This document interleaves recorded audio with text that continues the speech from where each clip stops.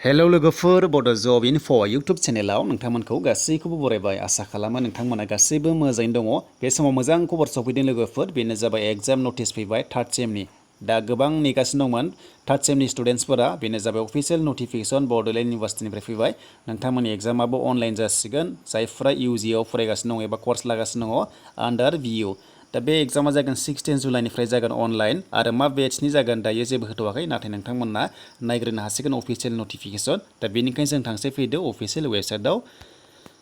दा अफिशियेल वेबसाइटआव फैबाय आङो इउनिभार्सिटिनियाव दा बेयाव फैनाय लोगो लोगो नोंथांमोना नुदों जुलाइनि 1आव फैनाय अफिशियेल नटिफिकेशन एग्जामनि आरो बियो दा जों थार्ड सेम नुनो मोनदों बेयाव आं क्लिक खालामनोसै दा बेयाव क्लिक खालामनाय लोगो लोगो जोङो डाउनलड खालामनानै नायनो हासिगोन दा बेयाव बुंदों लोगोफोर एग्जामा अनलाइन जागोन 16 जुलाइनिफ्राय नोंथांमोना नुनो मोनदों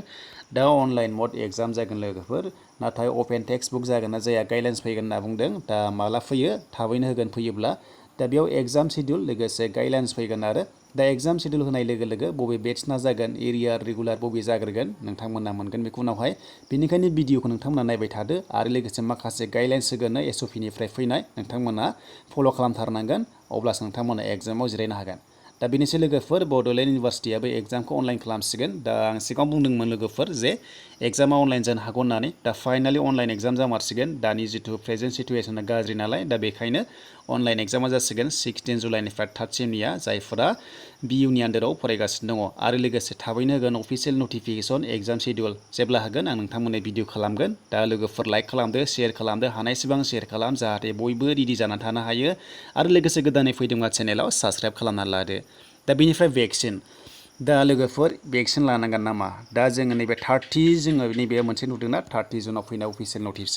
दा जों अफिशियेल नटिसाव नायोबा जों बेयाव डाउनलड खालामनांगोन बेनिफ्राय भेक्सिना सोरनि थाखाय फैदों नोंथांमोना नायना लाखादो जाहाथे आरो कनफिउस जाबावा